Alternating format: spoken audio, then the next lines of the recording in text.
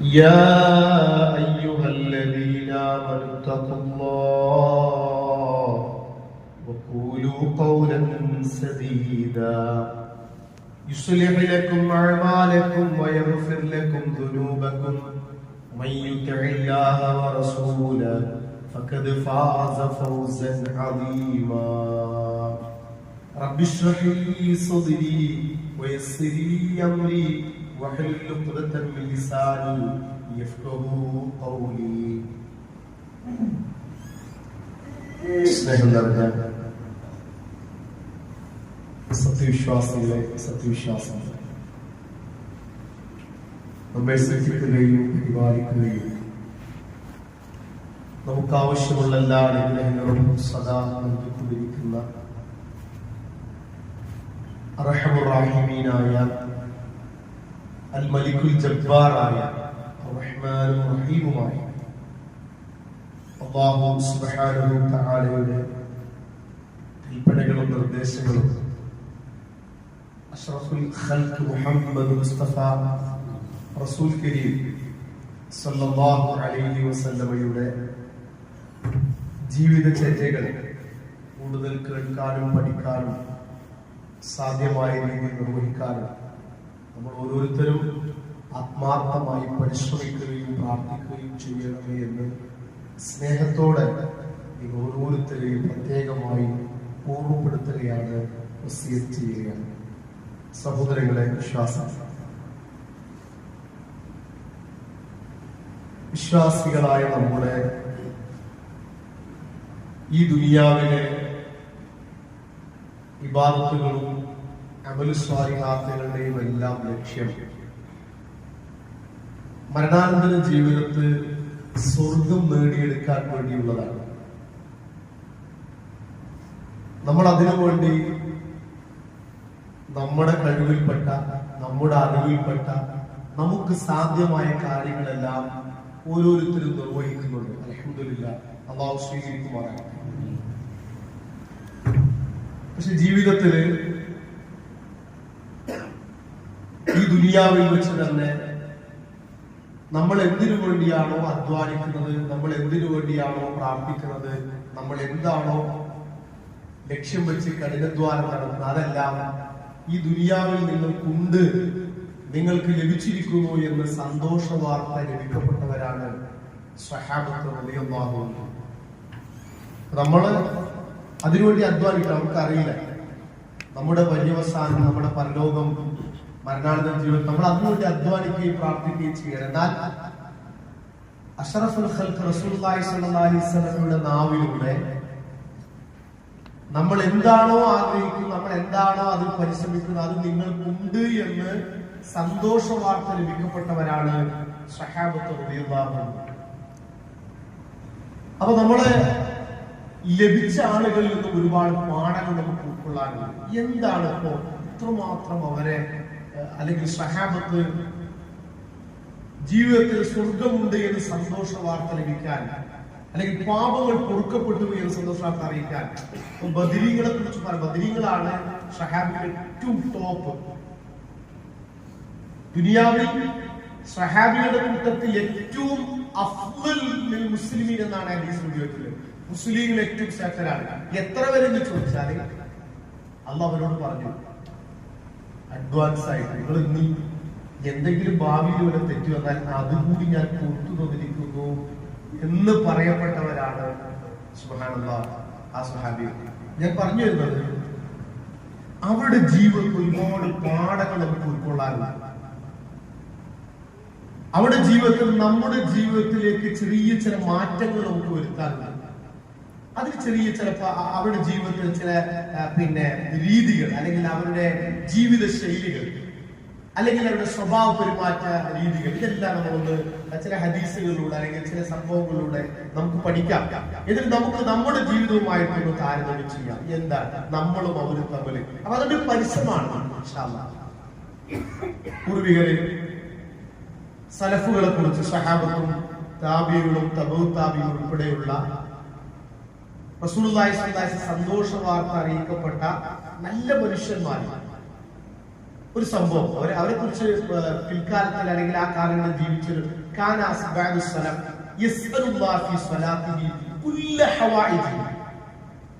അവരവിടെ പ്രാർത്ഥനാ വേളയിൽ, നമസ്കാരത്തിലാകാം, അതല്ലാത്ത പ്രാർത്ഥനയിലാകാം, എല്ലാ കാര്യങ്ങളെ സംബന്ധിച്ചും അവർ അള്ളാഹുവിനോട് ചോദിക്കും.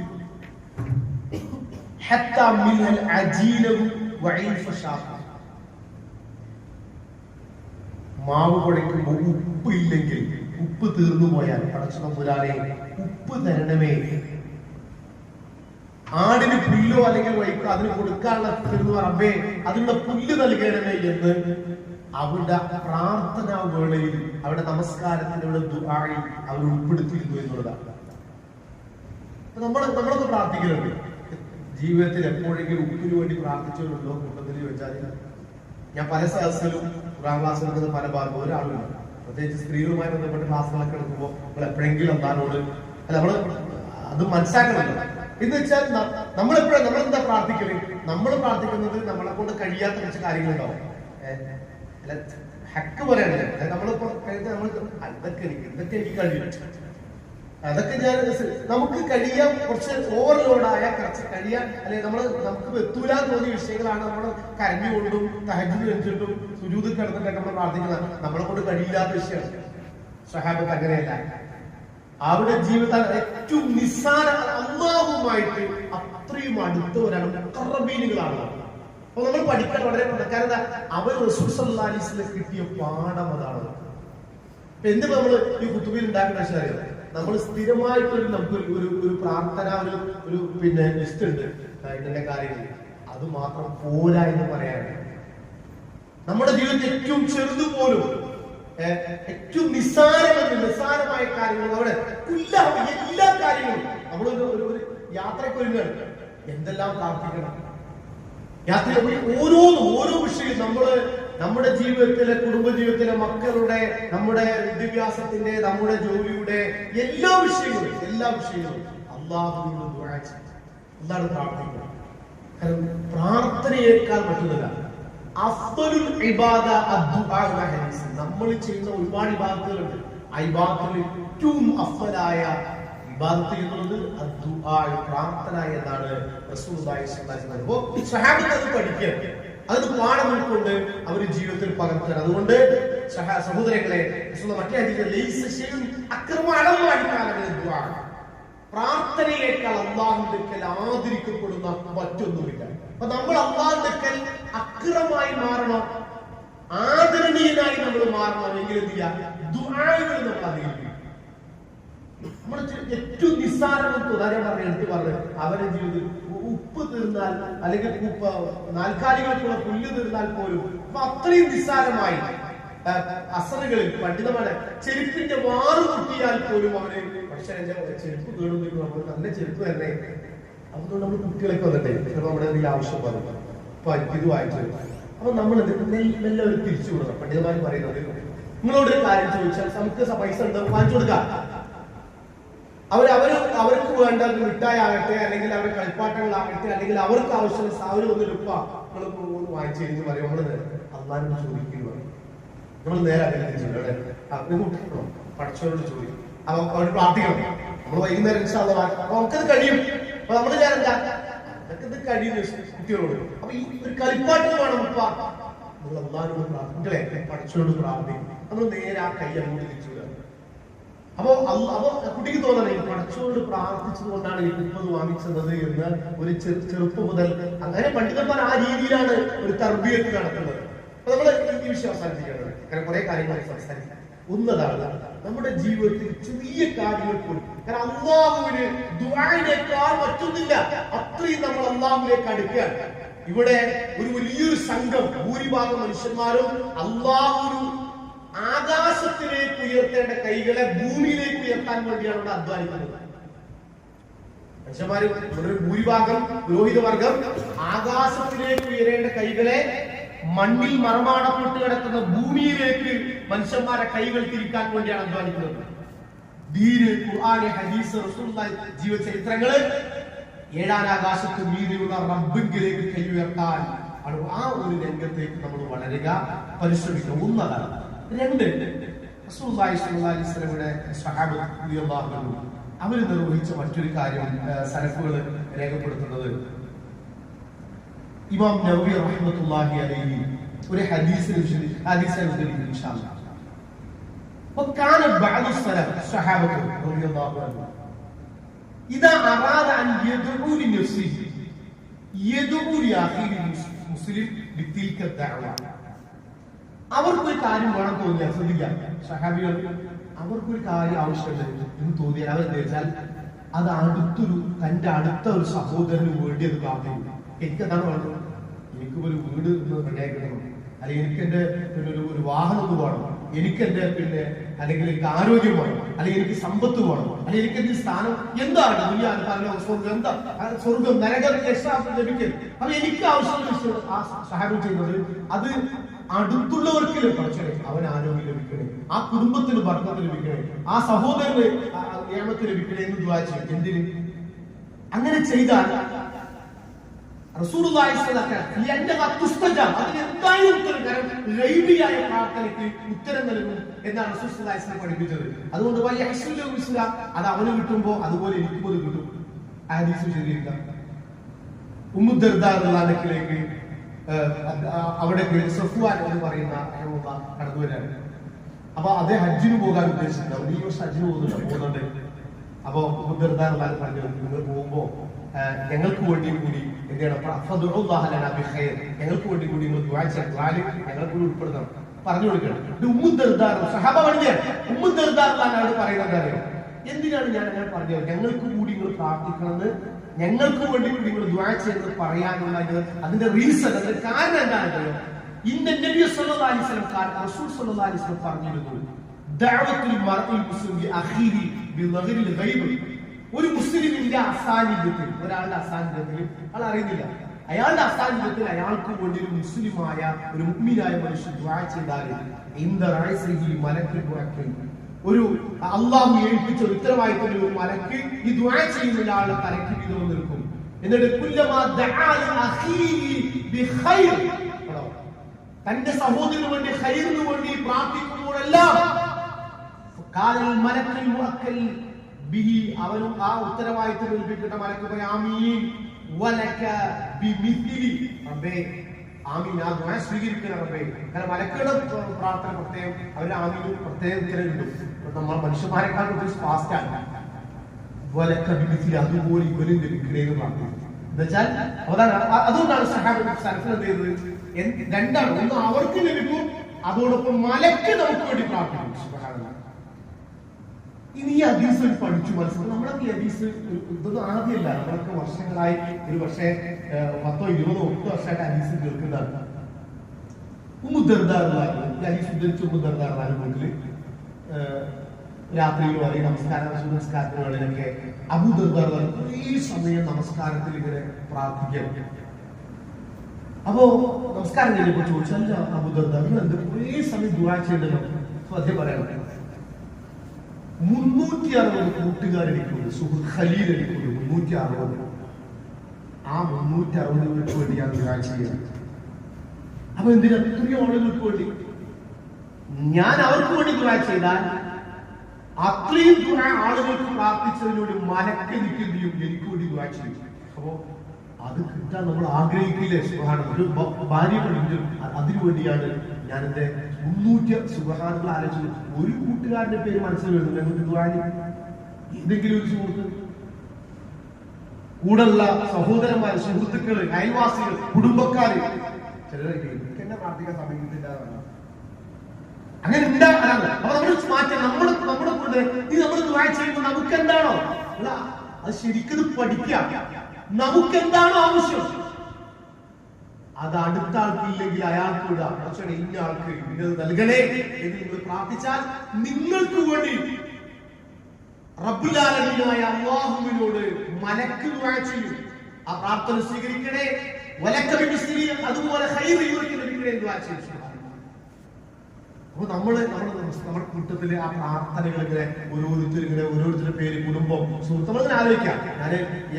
നമ്മളത് കുറെ പേരുകൾ ഞാൻ ഒരാഴ്ച ആയിട്ട് വെച്ചാൽ ഇത് എന്റെ ഓർമ്മ വെച്ച് വെച്ചാൽ നമുക്കൊരു ഓർമ്മ, ഒരു കുട്ടിക്കാലം ഹൈസ്കൂൾ അത് മുതൽ നമുക്ക് നമ്മുടെ ജീവിതത്തിൽ സ്വാധീനിച്ച ഒരുപാട് ആളുകൾ അവരുടെ പേരുകൾക്ക് ഒരു ലിസ്റ്റ് ഉണ്ടാക്കി അവർക്ക് വേണ്ടി കുറെ സമയം വായിച്ചിട്ടുണ്ട്. എന്താ വെച്ചാൽ ഞാനിത് നിങ്ങളോട് പറഞ്ഞു വെച്ചാൽ നമ്മളൊന്ന് ഇരുന്നിട്ട് നമ്മളിപ്പോ 10, 20, 30, 40, 50, 60, 70 വയസ്സായ ആളുകളുണ്ട്.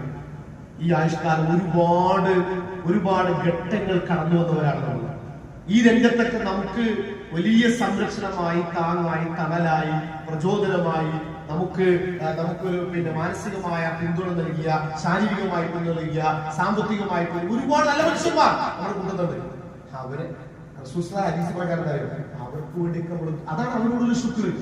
അവർക്ക് കാണിക്കുന്നത് നമ്മൾ അവർക്ക് വേണ്ടി ദുആ ചെയ്ത് അവരുടെ പേരുകൾ നമ്മൾ ദുആ ചെയ്യണം. അത് വരണം.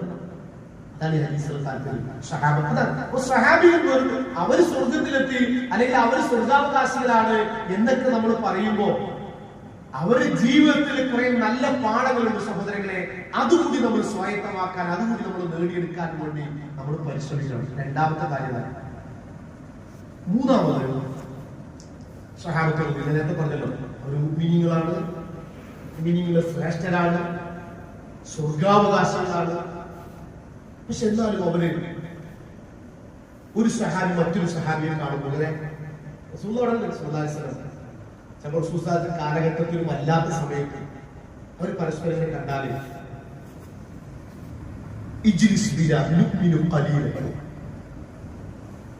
ഉമർ ഇബ്നുൽ ഖത്താബ് റളിയല്ലാഹു പറയും, ഹലുമു നസ്ദദ് ഈമാനൻ. എല്ലാവരും വരും. ആരെങ്കിലും സഹാബത്ത് വരും, നമുക്ക് ഈമാൻ വർദ്ധിപ്പിക്കാം, നമുക്ക് ഈമാൻ വർദ്ധിപ്പിക്കാം. അബ്ദുല്ലാഹി ഇബ്നു മസ്ഊദ് റളിയല്ലാഹു പറയുന്നു, ഇജ്ലിസു ബിനാ നസ്ദദ് ഈമാനൻ. ഒന്ന് ആരെങ്കിലും സഹാബത്ത് ഒന്നിരിക്കില്ല, എനിക്ക് കുറച്ച് സമയം നമുക്ക് നസ്ദദ് ഈമാൻ, അത് ഈമാൻ വർദ്ധിപ്പിക്കാം. ഇവർക്ക് സുബ്ഹാനല്ലാഹ് നമ്മളൊക്കെ ഞാനൊക്കെ ഇരിക്കണോ ചില ക്ലാസ്സിൽ പറഞ്ഞാലേ ഞാനൊക്കെ ഗ്രേഡ് പോയി ഇല്ലാത്തൊരു പഠിച്ചോട്ടെ എന്നാണ് സാധാരണ നമ്മൾ ഖുർആൻ ക്ലാസ് ആൾക്കാർ ചോദിച്ചാല്.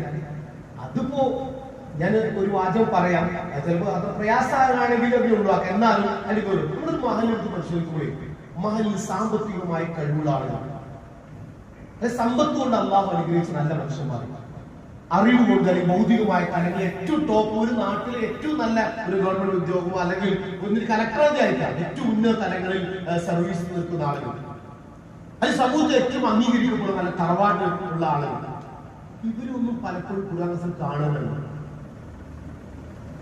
ഞാനൊരു 10-15 പല ഭാഗത്തും വളരെ ഒരു നാട്ടിൽ ഏറ്റവും നല്ല അവരില്ലാ സദസ്സിൽ കുത്തുബയ്ക്ക് നിർബന്ധമായിട്ട് വരുന്നുണ്ടില്ല. ഒരു നാട്ടിൽ ഖുർആൻ പഠിക്കുന്ന സദസ്സിൽ പലപ്പോഴും അവിടെ എല്ലാവരും അവർക്ക് ഇവിടെ പോയി വരുന്ന സാധാരണക്കാരും പാവപ്പെട്ട അതിന് വിളിച്ചിട്ട് പോകാതിരുന്നിപ്പോ അപ്പൊ അവരെവിടെ? ഈ സമ്പന്നന്മാരെവിടെ? ഈ അറിവുള്ളവരെവിടെ? ഭൗതികമായ തലത്തിൽ എന്ത് ചോദിച്ചാലും മറുപടി പറയാൻ കഴിയുന്ന ആ ഒന്നാം റാങ്കുകാരെവിടെ? ഒന്നുമില്ല. അവർക്ക് ഖുർആൻ പഠിക്കുന്നത്. ശരി, ഞാൻ പറഞ്ഞു വെച്ചു. ഞാൻ അഭിപ്രായ ക്ലാസ്സിൽ എന്നോട് പറഞ്ഞു നമ്മൾ തിരുത്താം. ഞാൻ പറഞ്ഞത് അപ്പൊ നല്ല നല്ല കാര്യങ്ങളിലൊന്നും ഒരുമിച്ച് കൂടാൻ കുറച്ച് സമയം ഒന്നിരിക്കാൻ നമ്മളൊന്ന് എപ്പോഴെങ്കിലും ജീവിതത്തിൽ ഇതുവരെ പറഞ്ഞു വെച്ചാൽ ഉണ്ടെങ്കിൽ അൽഹംദുലില്ലാ. ഇവരതാണ് ഒരു സഹായം. ഒന്നിരിക്കരുത്, എന്തെങ്കിലും ചോദിക്കാം. നമ്മളൊന്ന് ഇരുന്നിട്ട് ധീര്യപരമായിട്ട് എന്തെങ്കിലും ഒന്ന് സംസാരിക്കാൻ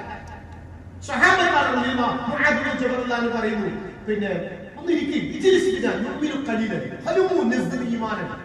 നമുക്കൊന്ന് ഈമാൻ വർദ്ധിപ്പിക്കും. കാരണം ഈമാൻ എന്നുള്ളത് കുറയും. നമ്മുടെ അറിവ് കുറഞ്ഞാൽ, അമലുസ്വാലിഹാത്ത് കുറഞ്ഞാൽ, അല്ലെങ്കിൽ നമ്മള് ഇങ്ങനെ ആ ഒഴുക്കിൽ പോയാൽ ഇങ്ങനെ കുറയും. അത് റസൂലുള്ളാഹി ഹദീസിന്റെ താല്പര്യം കുറയും. ഈമാൻ കുറയും, ഈമാൻ മുരുമ്പിക്കും, വസ്ത്രം ധരിക്കുന്നത് പോലെ ഈമാനും അതിനിങ്ങനെ കുറവ് സംഭവിക്കും. അപ്പൊ നമ്മള് നല്ല പണ്ഡിതന്മാരെ അല്ലെങ്കിൽ നല്ല ആളുകളെ കിട്ടുമ്പോ എങ്കിലൊക്കെ ഒരു കിട്ടുമ്പോ ഒന്ന് ഇരിക്കാൻ പറയാം. എന്തെങ്കിലും ഒരു ഉപദേശം അല്ലെ? സഹാബത്ത് റസൂലുള്ളാഹി പരമാവധി ഉപയോഗിച്ചത് എപ്പോഴും ഫ്രീ ആയിട്ട് അവരുടെ ഉപദേശങ്ങൾ ഒരു വ്യവസ്ഥാപിതമായി നടക്കുന്നുണ്ട്. സാധാരണ കുത്തുപാട് ക്ലാസ് നടത്തും, ചിലപ്പോൾ സുബീ ശേഷം ക്ലാസ് നടത്തും. ചില സ്വപ്നങ്ങളെ കുറിച്ച് വിശദീകരിക്കും. എന്നാൽ ഇടയ്ക്ക് റസൂലുള്ളാഹിന്റെ ഗ്യാപ്പിലൂടെ കിട്ടുമ്പോൾ സഹാബികൾ നിങ്ങൾ എപ്പോഴെങ്കിലും ഞാൻ ഒന്നെടുത്ത് പറയാം, നമ്മുടെ അൻസഫ് ഈ ക്ലാസ് ഇപ്പോഴല്ല, പണ്ട് MS വളരെ ഒരു 10-15 വർഷങ്ങൾക്ക് മുമ്പ് ഞാൻ ഈ ക്ലാസ് എടുത്തു കഴിഞ്ഞ ഉടനെ കുറച്ചായിട്ട് പോയപ്പോൾ എന്നോട് ചോദിച്ചു, അതേ പ്രയോഗം ഒരു ഉപദേശം ഇവിടെ തുടങ്ങിയ ഉപദേശം എന്നാ പറയാ. ഇപ്പൊ നമ്മളെപ്പോഴേക്കും വഴിയിൽ കണ്ടിട്ട് ഒരു ഉപദേശം കൊടുക്കാൻ തന്നെ ഞങ്ങൾ സഹിച്ചു, ഇനിയും വേണോ എന്നാണ് ആളുകൾ വെച്ചാൽ ആൾക്ക് ഉപദേശം ഇഷ്ടമല്ല, മക്കൾക്ക് കുട്ടികൾക്ക് ഉപദേശം ഇഷ്ടമല്ല. അപ്പൊ നമ്മൾ ഇവിടെ നേരെ നമ്മൾ എനിക്കൊരു ഉപദേശം, യാത്ര പോകണം. നമ്മൾ യാത്ര പറയും എല്ലാ ഭാഗത്തും യാത്ര പോകുമ്പോൾ സ്വാഭാവികമായിട്ട് സ്വഹാബത്ത് യാത്ര പോകണം, എനിക്കൊരു ഉപദേശം അത് എനിക്കൊരു പ്രാർത്ഥിക്കണം എന്താണ്. അപ്പൊ അവര് പരമാവധി നന്മകളിൽ ഞാൻ പറയാം, സ്വഹാബത്തിന്റെ ഏറ്റവും നല്ല ഗുണം അവരൊന്നും ഇരുന്ന് എന്തെങ്കിലും ഒരു ദീനി വിഷയത്തെ കുറിച്ച് അവര് പഠിച്ച, അവർ മനസ്സിലാക്കിയ, അല്ലെങ്കിൽ അവരറിഞ്ഞ, നിങ്ങൾക്കറിയുന്ന എന്തെങ്കിലും നല്ല കാര്യങ്ങൾ പറഞ്ഞു തരൂ എന്ന് പറയാൻ ആ ഒരു ദർജയിലേക്ക് നമ്മൾ നല്ല പരിശ്രമം ആവശ്യമാണ്. നമ്മള് ഞാൻ പ്രസംഗം നടത്തിയതുകൊണ്ട് നാളെ ഒരു 4 ഒരുമിച്ചുകൊണ്ട് എനിക്കറിയില്ല, ഉണ്ടെങ്കിൽ അതിനൊരു പരിശ്രമമാണ്. നമ്മള് വീട്ടുകാർക്ക് ഒരുമിച്ച് ഭക്ഷണം നിൽക്കുമ്പോഴേ എന്തെങ്കിലും ഒരു ഉപദേശം ആ സമയത്ത് കുടിക്കും, ഭാര്യ മക്കളൊക്കെ ഇരിക്കുമ്പോൾ പിന്നെ റസൂൽ അങ്ങനെ പരിശ്രമിക്കണം കേട്ടോ, എന്തെങ്കിലും ഒരു നല്ല ഉപദേശം, ഒരു ഉപദേശം ഒന്ന് മതി, വളരെ ചെറുത് നിങ്ങൾ തുടങ്ങി വെക്കും. ബാക്കി ഇൻഷാ അല്ലാഹ് പിന്നീട് 1-2 മാസം കഴിയുമ്പോൾ അതിനൊരു മാറ്റങ്ങൾ കുടുംബത്തിൽ കാണും. നിങ്ങൾ എല്ലാവരും ഒരുമിച്ച് ഭക്ഷണം കഴിക്കും, അല്ലെങ്കിൽ വീട്ടിൽ ഒരുമിച്ച് കൂടുമ്പോൾ വല്യപ്പയും വേറെ കുട്ടികളും ഭർത്താവും ഭാര്യയും അല്ല ഒരു മിനിറ്റ് ഒന്ന് ശ്രദ്ധിക്കാം, ഒരു ഉപദേശം ഒറ്റൊന്നു മതി, ചെറുത്. പക്ഷെ അതിന് ടാങ്കിൽ വെള്ളം ഉണ്ടെങ്കിൽ പൈപ്പ് തിരിച്ച വെള്ളം വരുമെന്ന് പറഞ്ഞേ, ഇതിന് വല്ലതൊക്കെ ആദ്യം കുറച്ച് കയറ്റി വെക്കണം. എന്നാലും ഒന്ന് ഒന്ന് ശ്രദ്ധിക്കുന്നു പറയണമെങ്കിൽ കുറച്ച് അത്യാവശ്യം എന്തെങ്കിലും നേടിയെടുക്കാൻ വേണ്ടി പരിശ്രമം നടത്തണം. ഞാൻ ആ ഭാഗം മാറ്റി. അപ്പൊ 3 സ്വഹാബത്ത് ചെയ്തിരുന്ന മറ്റു പ്രധാനപ്പെട്ട ഒരു പിന്നെ അവരുടെ ജീവിത രീതിയായിരുന്നു. അവരെന്ത് ചെയ്യും, അവർ ഈമാൻ വർദ്ധിപ്പിക്കാൻ വേണ്ടി അവർക്ക് കിട്ടിയ, അല്ലെങ്കിൽ അവർ മറ്റുള്ളവർക്ക്, എന്നിട്ട് അവർ അള്ളാഹിനെ കുറിച്ച് ഓർക്കും, അവർ ഹിദായത്തിനെ കുറിച്ച് ഓർക്കും, അള്ളാഹുവിന്റെ റസൂലിന്റെ ഉപദേശങ്ങളെ കുറിച്ച് ഓർക്കും. ഇതെല്ലാം അവർ ചെയ്യുമായിരുന്നു എന്നാണ് ഹദീസ്. 4ാമത്തെ വിഷയം, സ്വഹാബത്ത് റളിയല്ലാഹു അൻഹു അവർ ഭർത്താക്കന്മാര് രാവിലെ വീട്ടിൽ നിന്ന് ജോലിക്ക് പോകുമ്പോൾ നമ്മളൊക്കെ വീട്ടിൽ നിന്ന് വരികയാണ്, നമ്മളൊക്കെ ഓരോ ജോലിയിൽ ഇപ്പോ അതിന്റെ ഇടയിൽ ഒരു ഉപദേശം, ഒരു കുത്തുവ ക്ലാസ് വെള്ളിയാഴ്ച നമ്മൾ കയറി ഒരുമിച്ച് കൂടി. നമുക്കറിയാം നമ്മുടെ കുടുംബവും സഹാബത്തിന്റെ കുടുംബവും തമ്മിലുള്ള വ്യത്യാസം മനസ്സിലാക്കണം. എപ്പോഴെങ്കിലും ആ സഹാബത്ത് വീട്ടിൽ നിന്ന് ജോലിക്ക് വേണ്ടി പോകുമ്പോ ആ കുടുംബനാഥനോട്, ഭർത്താവിനോട് ഭാര്യ പറയും,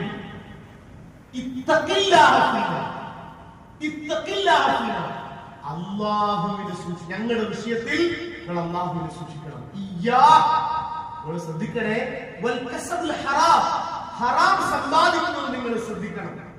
ഭർത്താക്കന്മാർ വേണം, നിങ്ങൾ ജോലിക്ക് പോകാണ്, നിങ്ങൾ കമ്പനി പോകാണ്, നിങ്ങൾ ഓഫീസിൽ പോകാണ്, എല്ലാം ശരിയാണ്. നിങ്ങൾ പോകുമ്പോ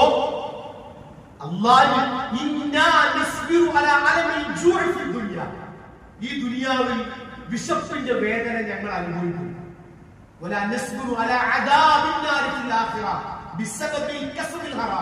ഹറാം സമ്പാദിച്ചുകൊണ്ട് വന്ന് ഞങ്ങളെ തീറ്റിച്ച് പരലോകത്തെ മരണാനന്തര ജീവിതത്തെ ശിക്ഷ ഞങ്ങൾക്ക് അനുഭവിക്കാൻ ഞങ്ങൾക്ക് കഴിയില്ല. എന്തെങ്കിലും നമ്മുടെ ഭാര്യമാർ പറഞ്ഞിട്ടുണ്ടെങ്കിൽ ഭാര്യമാരുടെ റാങ്ക് അൽഹംദുലില്ലാഹ് ആ ഭാര്യ പിടിച്ചു നിർത്തിക്കോളി. പിന്നെ എങ്ങനെ നടന്നോളി, നിങ്ങളെ കൂടുതൽ വേറെ എത്തി, ഒരു വണ്ടിയില്ല, ഒരു വീടില്ല, ഒരു സൗകര്യമില്ല, പലരും കൈക്കൂലിയും പിന്നെ ഇപ്പൊ അല്ലെങ്കിൽ ഹറാമായ സമ്പാദ്യത്തിനും ഒരു അവരെ നിർബന്ധിതരാക്കുന്ന ഒരു സാഹചര്യം തരുമോ? അത് എല്ലാവരും ഞാൻ മാത്രം വാങ്ങാതിരുന്നാലും അല്ലെങ്കിൽ എന്നെ നമ്മൾ മറ്റുള്ളവരെയാണ് നോക്കുന്നത്. മറ്റുള്ളവരെ നോക്കി നമ്മളെ തന്നെ നശിപ്പിച്ചു കളയുന്ന ഹറാമിലേക്ക് എത്തിക്കുന്ന ഒരു അവസ്ഥയിലേക്ക് നമ്മൾ പോവുകയാണ്. നമ്മളിലേക്ക് നോക്കാൻ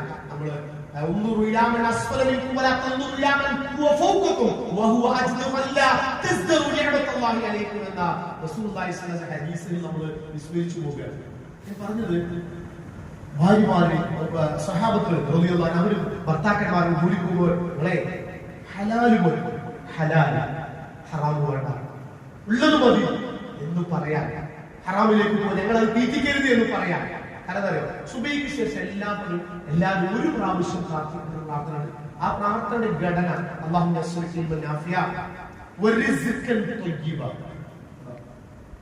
സുബഹിക്ക് ശേഷം നമ്മൾ ജോലിക്ക് വന്നിട്ടാണ്, നമ്മൾ ഡ്യൂട്ടിക്ക് വന്നിട്ടാണ് സുബഹി എഴുതാൻ. അല്ലാഹുവേ റിസ്ഖൻ തയ്യിബ, പരിശുദ്ധമായ റിസ്ഖ് എനിക്ക് തരണം. അതിന്റെ അടുത്ത പ്രാർത്ഥന അറിയാം, വഅമലൻ മുതഖബ്ബല, എന്റെ അമലുകൾ സ്വീകരിക്കണം. ഈ റിസ്ഖ് തയ്യിബൻ അല്ലെങ്കിൽ അമലുകൾ സ്വീകരിക്കണം. അതാണ് ആ പ്രാർത്ഥന ഘടന. റിസ്ഖ് ഹറാം തയ്യിബല്ല, ഹറാമാണെങ്കിൽ ഹലാൽ അല്ലെങ്കിൽ ഈ അമലു സ്വലാത്തുകൾ ബാധിക്കും. അതന്നെ ഹദീസിൽ. അതാണ് അപ്പൊ നമ്മൾ അങ്ങനെ നമ്മളോട് പരിപാടി. അതുകൊണ്ടാണ് സ്വഹാബിയോട് ചോദിച്ചത്, ഞാൻ എന്താണ് ഈ ദുനിയാവ് സമ്പാദിച്ചു വെക്കേണ്ടത് ചോദിച്ചപ്പോ زوجة مؤمنة تعين على أمر الآخرة تعين على إيمان. നിങ്ങളുടെ സമ്പാദിക്കല് നിങ്ങൾ ഈ ദുനിയാവിൽ ഒരുമിച്ച് കൂട്ടേണ്ട വിഭവങ്ങളിൽ ഒന്ന് മുഅ്മിനത്തായ പരലോക വിഷയത്തിൽ നിങ്ങളെ സഹായിക്കുന്ന, നിങ്ങളെ പ്രേരിപ്പിക്കുന്ന ഒരു ഇണയെയാണ് നിങ്ങൾ ശേഖരിച്ചു വെക്കേണ്ടത്. ഈമാന്റെ വിഷയത്തിൽ സഹായിക്കുന്ന ഒരു സഹോദരിയെ, ഒരു ഭാര്യയാണ് നിങ്ങൾ ഇവിടെ സ്വരൂപിച്ചു വെക്കേണ്ടത്. ഉണ്ടോ? അൽഹംദുലില്ലാഹ്. സുബഹിക്ക് വിളിച്ചുള്ളൂ, പോകുന്നില്ലേ, കഴിക്കുന്നില്ലേ? അൽഹംദുലില്ലാഹ്. അപ്പോൾ അല്ലാഹു സ്തുതിക്കുക. അൽഹംദുലില്ലാഹ്. വലിയ ഭാഗ്യം, വലിയ ഖൈറാണ്.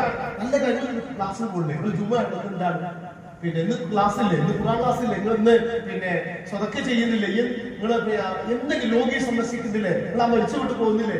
നല്ല കാര്യങ്ങൾ, നല്ല പരലോകം. നമ്മുടെ ഇതൊക്കെ ചിലര് കൊതിയാകുന്നു പറയും. അത് നമ്മൾ നേരത്തെ തീരുമാനിക്കുന്നതായിരുന്നു, അങ്ങനെയൊക്കെ കിട്ടണം. നമ്മൾ അന്വേഷിച്ചു പോയത് വേറെന്തെല്ലാമാണ്. അതിന്റെ പരിണിത ഫലം ഇനിയിപ്പൊന്നും ചെയ്യാൻ പറ്റില്ല, ഇനിയിപ്പോ നന്നാക്കി എടുക്കാനുള്ളതാണ്. അപ്പൊ എന്ത് ചെയ്യാം? അപ്പൊ ആ ഒരു ദർജയിലേക്ക് നമ്മുടെ ഭാര്യമാർ നമ്മളെ ഉയരണമെങ്കിൽ അല്പം പരിശ്രമം നമ്മൾ വിചാരിച്ച കഴിയാത്തൊന്നുമില്ല. നമ്മൾ വിചാരിച്ചാൽ, നമ്മളൊന്ന് തീരുമാനിച്ചാൽ ചെറിയ ചെറിയ മാറ്റങ്ങളിലൂടെ വലിയ മാറ്റങ്ങളിലേക്ക് എത്തും ഇൻഷാ അല്ലാഹ്. അപ്പൊ നമ്മൾ എന്ത് ചെയ്യാനോ അതിന്റെ സഹാബത്തിന്റെ ചരിത്രം പറഞ്ഞാൽ നമ്മളെല്ലാം പോരായ്മകളും വീഴ്ചകളും കുറവുകളും ന്യൂനതകളുള്ളവരാണ്. പക്ഷെ അതേ ന്യൂനതയായി പോകാനല്ല ഇസ്ലാം. അതൊന്ന് തിരുത്താൻ, അതൊന്ന് നന്നാക്കാൻ, അതിനൊന്നുകൂടി നല്ല രീതിയിലേക്ക് എത്തിപ്പെടാൻ കുടുംബസമേതം മാറ്റണ്ടാവും. അത് മാറിയതാണ് സഹാബത്ത്. നരകക്കുഴിയുടെ വക്കിലായിരുന്ന നരകക്കുഴിയുടെ വക്കിലായിരുന്ന അവരെ ഖൈർ ഉമ്മത്താക്കി മാറ്റിയത്, റളിയല്ലാഹു അൻഹു മാറ്റിയത് ശുദ്ധ ഖുർആനാണ്, ഉപദേശങ്ങളാണ്, റസൂലുള്ളാഹി സ്വല്ലല്ലാഹി അലൈഹി വസല്ലമയുടെ ഉപദേശങ്ങളാണ്, പ്രവാചകന്റെ ജീവിത രീതിയാണ്, ഇസ്ലാമിക ചരിത്രങ്ങളാണ്. അതിനുവേണ്ടി പരിശ്രമിക്കുക. അർഹമുർ റഹീമായ പടച്ചതമ്പുരാൻ ദുനിയാവിൽ നല്ല അല്ലാഹു ഇഷ്ടപ്പെടുന്ന അമലു സ്വാലിഹാത്തുകൾ ചെയ്യാനുള്ള എല്ലാവിധ സാഹചര്യവും ആരോഗ്യവും അറിവും നമുക്ക് പ്രദാനം ചെയ്യുന്നു.